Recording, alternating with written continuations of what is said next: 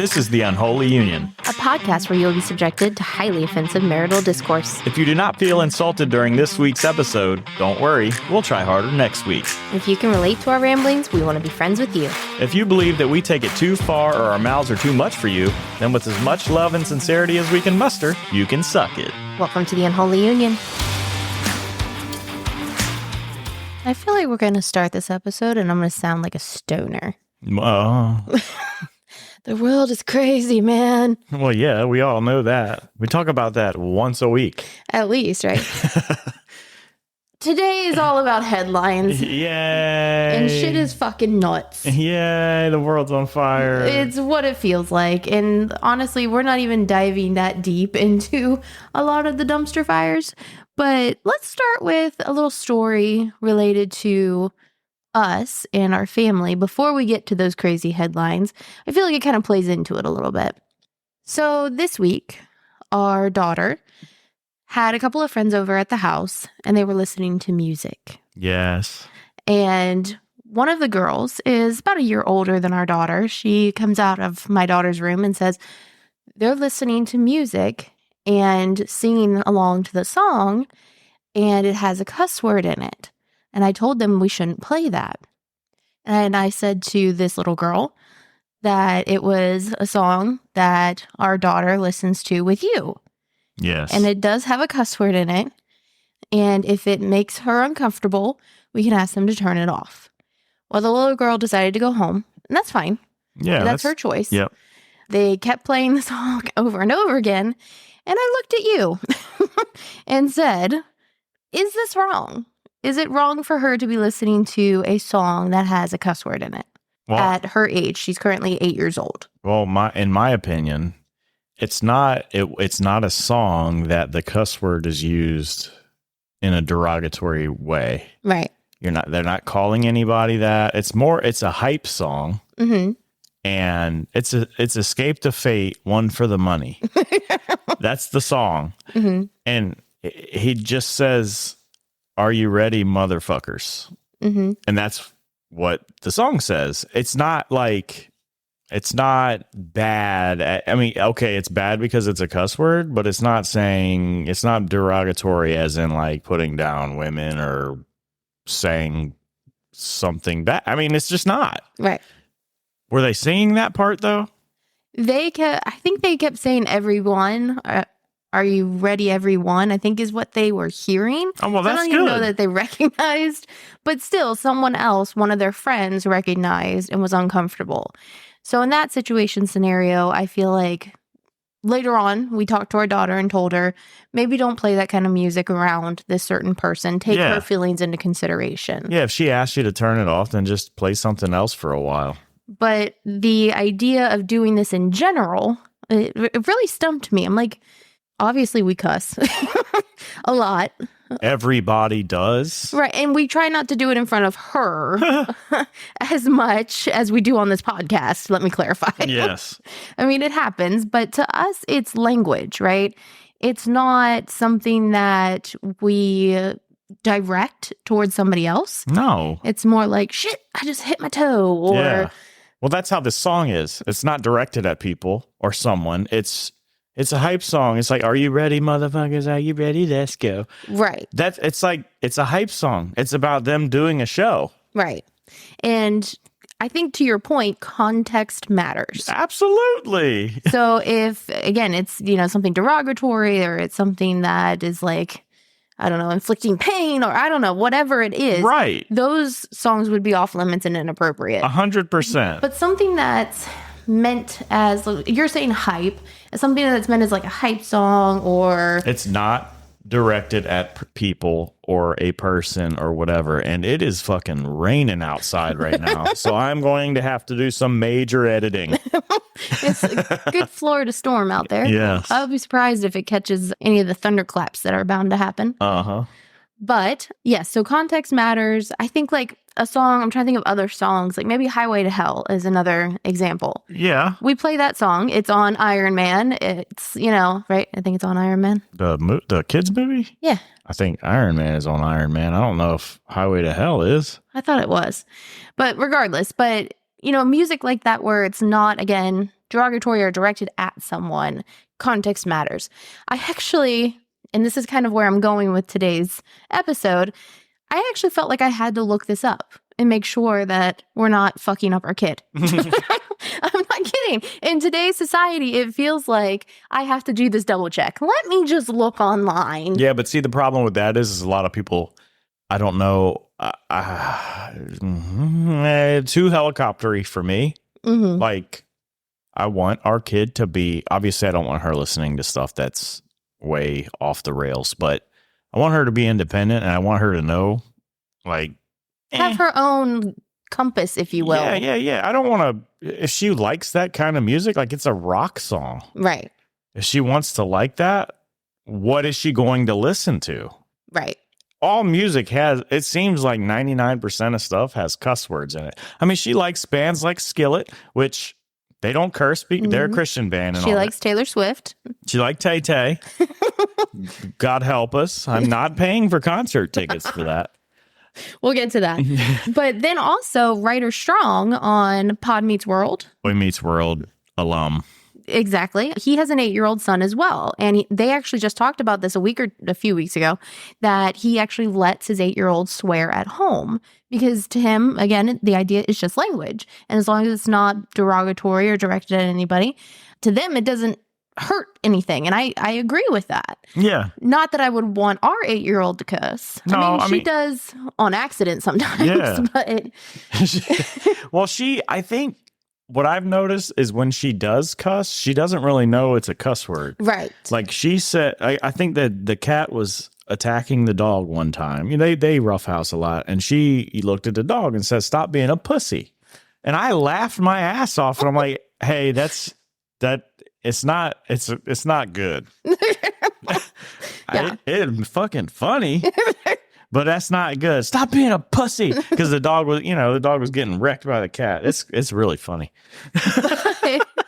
I looked it up on Psychology Today, and literally there's an article that says, "Will swearing harm your child?" Well, so I read this article, and there's actually no study that has ever been done about whether swearing is harmful. It's words. But they also talk about the idea of context matters. I was like, okay, so we're on the right track. And whether or not they do a study in the next few years and tell us that we fucked up.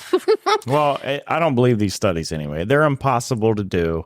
They pull in what do they call it? A sample group of 1,000 people. It's like, okay, did you ask me? Well, I don't know. That to say, we're going to allow her to listen to the song and tell her to be mindful of other people's feelings. Yeah, and I'm not going to, and just to be clear, we're not going to let her listen to things that are like way out of her age range and appropriate. Like, I don't know. I don't even want to give examples because people might take it the wrong way and shit like that.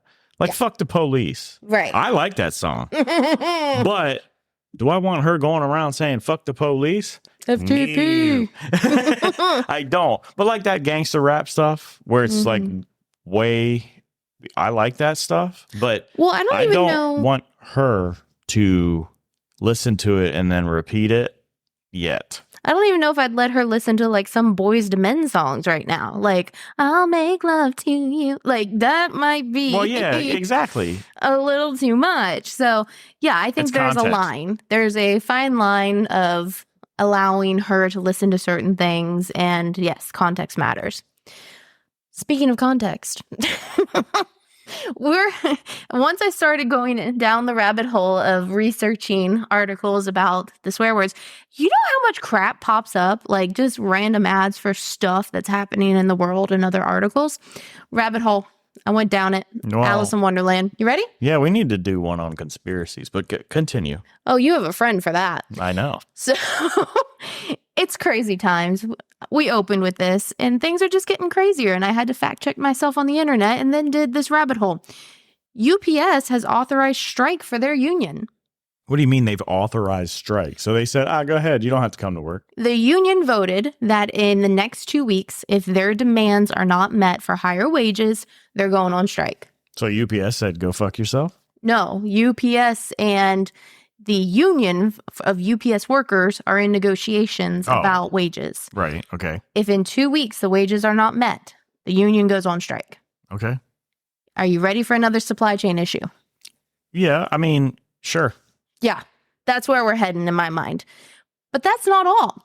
The Writers Guild is also on strike out in Hollywood. It's been on strike for almost 2 months. Production on TV shows are on hold, and there's nothing good on TV now. Shit is getting nuts. So you're not going to get your shit, and you can't watch shit. What are we going to do? Well, I heard about this, and I read that it has actually helped podcasting. Really? I think it's because like the people that were going to be writers, they just go make their own podcast or something like that. I could be wrong, but I feel like there was a big relationship between podcast growth and this strike. Like because they're able to go direct to you, the listener. I don't know. That makes sense because if they don't have a platform anymore in the TV movie world, where do they go? Yeah, they're not getting paid shit, or they feel like they should be getting paid more. They're like, all right, well, I'll get paid based on what my listeners feel like I'm worth. Exactly. Yep. I can see that. I think things like this, podcasting and social media, not so much because you're held to their standards, but like podcasting, you have a voice and you can just release it everywhere. You can self-host your podcast and nobody can fucking tell you no. Mm-hmm. It's crazy. You should do a how-to on our podcasting one day. On how to podcast? Well, all the things that we're doing, right, to make it happen. I think a lot of people would be interested. But well, and to be fair, I have tested probably every single podcast host. For the love of God, please stop. Known to man. And I found, I think, the golden ticket. No, it's the one for right now. Let's be clear. No. I've been looking for one that has a very well integrated website that has the transcriptions posted and also has abilities to add links to other sites like our store.unholyunionpodcast.com. Good job. Well, all that to say, you mentioned social media. So before I showed you a video of Matt, I think it's Rife, R-I-F-E, Rife. Anyways. The comedian. Before I showed you the video of him, did you know who he was? No. Okay. I have seen posts saying, I think his tickets I can't afford his tickets, but I assumed it was a musician. Oh. I had no idea. And I cared enough to not look him up. Well, it's either buy his tickets and sell your kidney, or you don't know who he is what it seems like. Strange. Really weird, but he is a very popular TikTok star, social media comedian.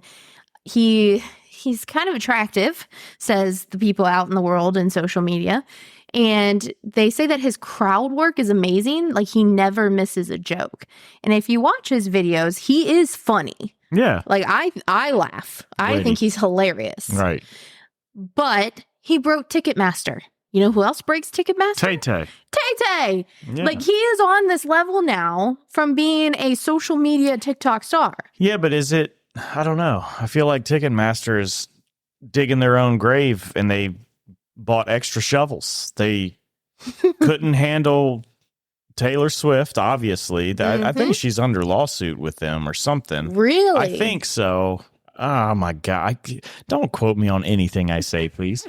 But I think this is a podcast about opinions. So yeah. Everything is. I thought that she was under lawsuit with them because of their screw up. I don't remember. It wouldn't surprise me because they did mess up. Yeah. And now this. So It seems like they are slowly going to, they may never go under, but do you think Taylor Swift is going to use them again as her vendor of choice? Probably not. Right. Well, and I'm telling you, like, this gentleman, Matt Rife, whatever his name is, he is funny, but I would not sell my kidney to go see him. I wouldn't. I wouldn't sell my kidney to go see anyone. Right.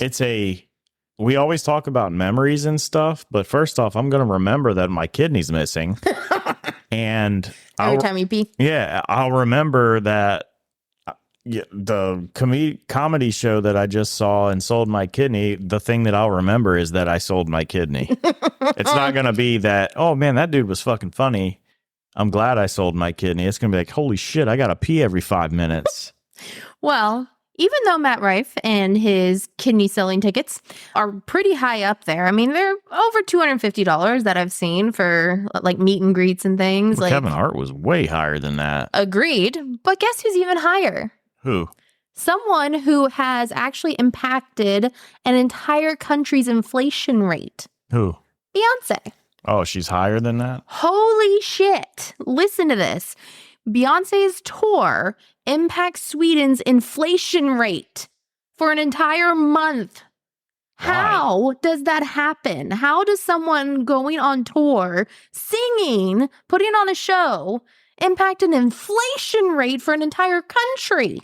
I don't know. I don't get it. I think people idolize other people too much. So she's bringing in all these international fans, right, into Sweden to see her. Like, people want to see this show. Tickets were selling as high as $2,000 in the U.S. $2,000. For tickets in Sweden? Or? Yes, to go see her in Sweden. The prediction for the inflation rate for the month of May was 8.1. The actual rate was 8.2 of inflation in the country of Sweden. Mm. This is insanity. Like, that's the famous level that you know you have reached if you can impact an entire country's economy. I don't know. I never want to see a concert that is like that. I don't know. It's just, I'm not into it. I mean, me either. I have my opinion about Beyonce. I think I've already said it before. You have, but I don't give a shit if it's if AC/DC, if their entire band was still alive and they said, yeah, that we're going to come and we're going to do a final tour before we all croak because we're old.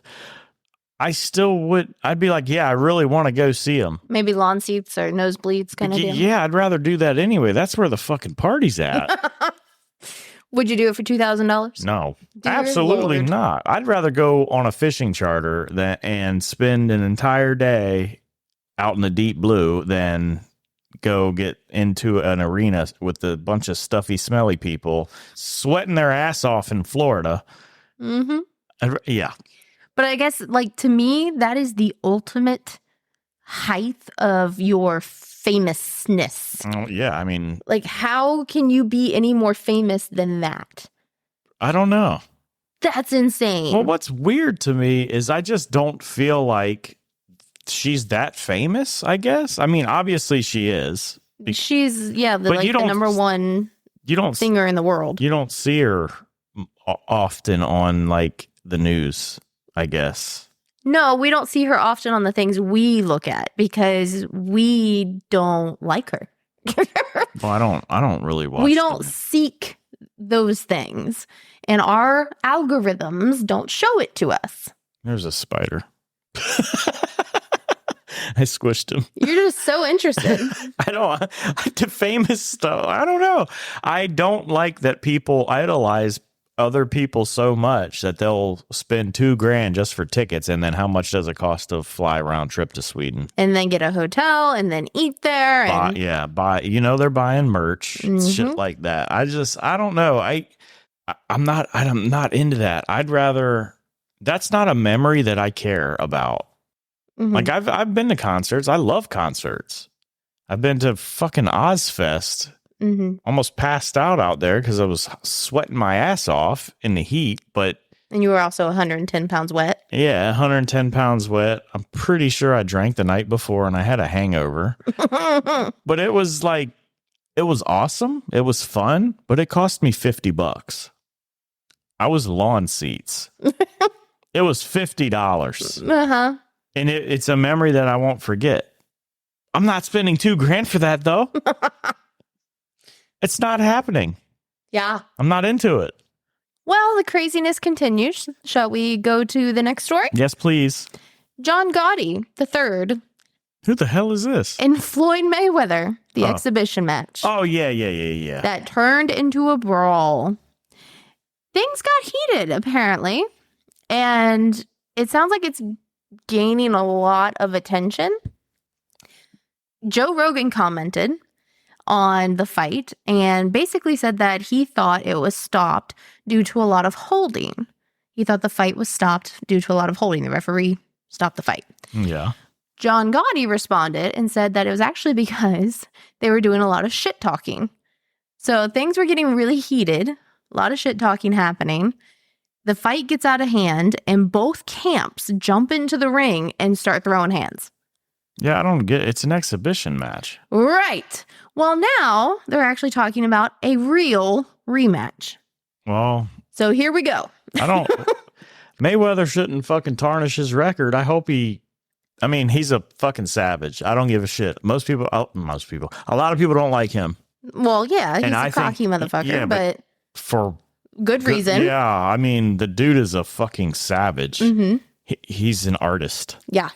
He knows how to box. Yes. It's insane. He's almost boring to watch because he's so well-rounded and defensive. Mm-hmm. Like, he's dodging everything. I'm like, what the fuck? This dude is like Neo from the Matrix, dodging bullets and shit. Mm-hmm. Well, John Gotti and Joe Rogan, it sounds like, are having a little discussion here about what happened in the match. And people are saying that Gotti dissed Joe Rogan and Joe Rogan dissed Gotti. I'm like, okay, so that's gaining a lot of attention. And then they're talking about a rematch and making it a real match and no longer an exhibition. All of this to say John Gotti III apparently is related to the Mafia. Huh. This is crazy. Like, this is crazy town. We are in crazy town where you have full-on camps jumping into rings and fighting each other over the two fighters in an exhibition. Yeah, it's not even shit talking. It accounts to nothing, doesn't it? Right. There's no record. I think it's fundraising, right? Isn't it something like that? An exhibition? I think it just keeps the fighters fresh too. If they want to, fight for real, it's training. You can't. That is probably the best training you can get is when you get in there with somebody that you're not in training camp with and you actually fight them. Right.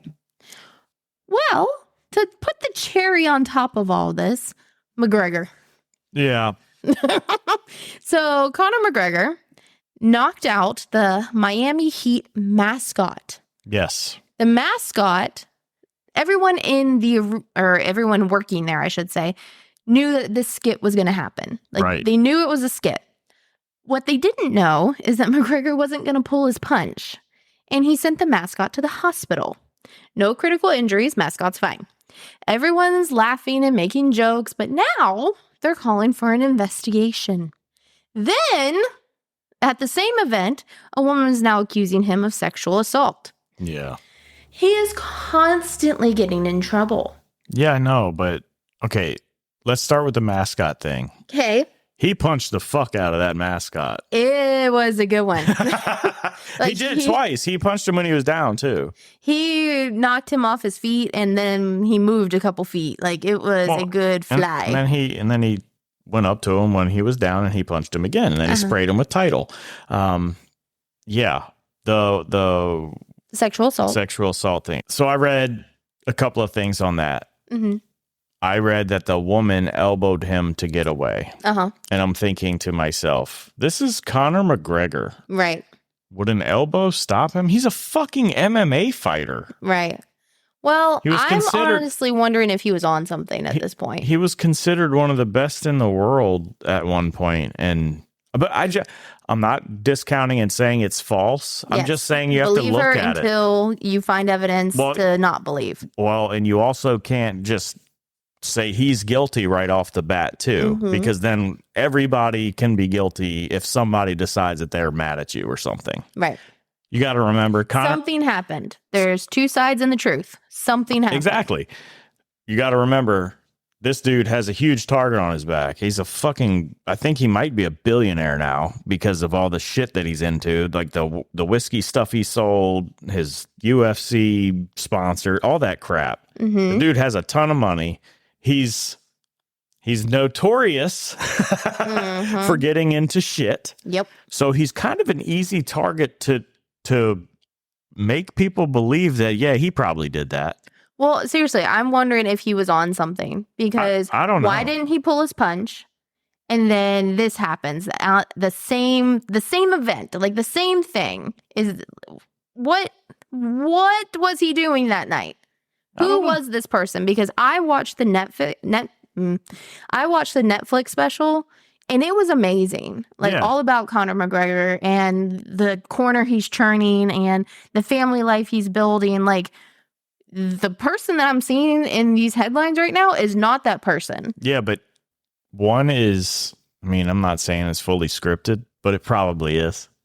I get what you're saying. Like, they're obviously trying to make him look good, right? But yeah, Hunter, why would he sign on to it if they're going to make him look like shit? Well, I mean, there are some documentaries where it turns out the person's an asshole. Like, yeah, but I'm pretty sure that person didn't say, "Yeah, come on and film me. I'll do an interview." No, they do. People will say, "Yeah, go ahead, come on," and they get the footage, and then their documentary shows that they're an asshole. It happens. But the Conor McGregor that is family focused, that has, a couple of kids and a wife that he's been with forever, and that he just wants to strive for greatness and make sure that his family's taken care of. Like, this is not that guy. I don't know. He punched a mascot because it's part of the skit. I'm not defending either way. He should have pulled the punch, though, is the point. Well, so he's a fighter. To me, something went wrong happened that night. I don't know. I read that the mascot just needed like Advil and shit. Right. It wasn't like a major. No, he had no critical injuries. They released him in like 15 minutes or something like that. Right. Now, it's starting. It sounds to me now, like I said, innocent until proven guilty. Mm-hmm. So it goes for both sides. Mascot, Conor McGregor is rich. Mm-hmm. Is he just trying to get that foot in the door for a lawsuit or something to get some of those riches? People are fucking sue happy. It's embarrassing and it's sad because it delegitimizes everybody that actually truly has something going on. Right. It pisses me off because everything now you have to look at with, investigator eyes because you can't trust anything anymore. Yep. Two sides and then in the middle. Yeah. I mean, the dude is rich. And like I said earlier, he's notorious for fucking around and causing problems. Mm-hmm. So to me, he's kind of an easy target to say, yeah, he fucked me up, or yeah, he people have it on video, a huge arena. I know, but you also gotta. The dude was in a huge mascot costume, and he was released in 15 minutes, supposedly, or something like that. They, as in Miami Heat, are not pressing charges at this time. So, and neither is the mascot. Okay. There's a call for an investigation by people on social media because everybody feels like they have an opinion, right? Just like us. What are they going to investigate? Whether or not he went off script is what it sounds like and didn't pull his punch and actually aggravated assault kind of deal. I don't know. See, this is the shit I'm talking about. Why would you have who wrote the skit and why would you have Conor McGregor punch anybody? Right. Yeah, having Conor McGregor do anything violent doesn't sound like a good idea. He's an MMA fighter. He's strong as fuck. He knows how to punch. Mm-hmm.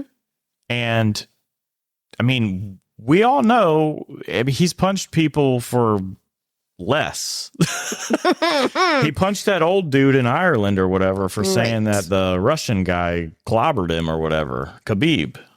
I think that's what he said. I mean, it wasn't far off from the truth. But no, he did. He beat his ass, but you don't punch an old man. I think to end this craziness, because I mean, it really is a shit show at this point. All right. So deep dive, I somehow landed in the presidential elections for 2024. I mean, this is valid. There's lots of stuff going on. But it's so early, though. Like, we're in June of 2023 and we're talking about the elections for 2024. Primaries. It's starting to get daunting once again, and all the ads that are about to pop up. Okay. In case you haven't heard, right? The Democrats have 3 current primary candidates at this time. Right. Marianne Williamson, Robert F. Kennedy Jr., and current President Joe Biden. So, Sorry. what we're looking at here with I'm just picturing that dude falling on stage. okay. Needs a life alert. So, looking at Marianne Williamson, she is getting hammered for being a cult leader. I don't even know who this person is. Apparently, she's a self-help author, writer, and she wrote a book once that said, like, the cult of Marianne Williamson or something like that. But essentially, she wrote a book and it had the word cult in it, and everybody's calling her a cult leader, and she's getting hammered right now for it. I really didn't dig any deeper than that to see what her platform was or anything. I kind of caught myself with this whole rabbit hole thing and decided to stop, pump the brakes there. We'll post an article about her. You can read it for yourself. But that's the first candidate. Second candidate, Robert F. Kennedy Jr. He's a Kennedy family man. He's in that tree. He's currently getting hammered for being an anti-vax. He apparently was very anti-COVID-19 vaccine and believes that our bodies are our own thing, can make our own decisions. Why for is body autonomy such a fucking, like, I don't know, weird thing for people? Well, so is education autonomy, but, you know, we won't go there. So, why not? And then Joe Biden, he's doing his own hammering at this point. I mean, it's just... He's doing a great job. Yeah. He can't stand on his own 2 feet. The poor man. Just... Getting his political rivals arrested and things like that. Let's go ahead. Let's go do that. Yeah, he did one interview recently where he said that you can't have Obama in the office for another 4 years. Oh, this poor man. This dude is senile as fuck. Uh-huh. Well. Oh my God. Oh, you cannot have Obama in office for another 4 years. Yeah. Poor guy. Did he fall over when he said that? No, but his cabinet, his team was telling him to stop. Well, I love how he calls his wife a doctor when she's not, just because she's a doctor in education. Don't start. No, fuck that noise. Don't start. She didn't go to med school. She's not a doctor. Here we go. You can be a doctor. No, you have a doctorate. There's a difference. Okay, but you still did the time and put in the education to become a doctor of your craft. A doctor is a profession, and you earn that title. If you are a fucking English teacher... No. Wait. Technically, they're a doctor of medicine. Okay. So you can be a doctor of many things. Would you go to a doctor of education to get your heart worked on? No. No, but you would go to a doctor of education related to an education question. Okay. How do I teach? What does a doctor do? It advises people on health. No. Yes. It advises people on their craft. You are not a doctor, motherfucker. You went to college for way too long. You wasted a lot of money, and you're a high school teacher. You feel better? No, it pisses me off because you're not a doctor. You got it off your chest? That's false advertisement. You feel better? We had a high school teacher. There it is. We had a high school teacher public school, you high said it school. 4 times. Shush. She wanted us to call her a doctor, Dr. Blank, because she went to school for too long to become a high school teacher. I'm like, lady, I'm not calling you that. I fucking dropped her class because I was so agitated with that shit. I could not make myself call her doctor. You feel better? I couldn't. I'm like, are you going to fucking take my temperature and tell me I have the flu? No, then you're not a doctor. Well, you read Romeo and Juliet? Yeah, you're my English teacher. Okay, moving on. No.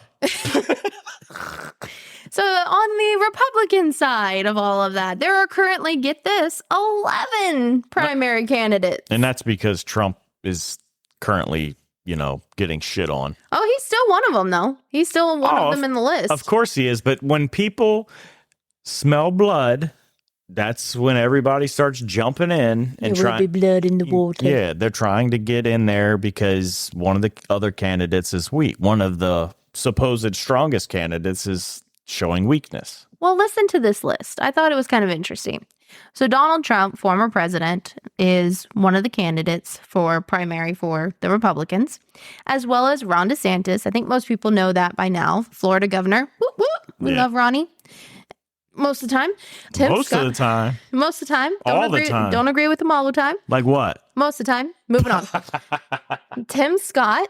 He's a senator from South Carolina. Yes.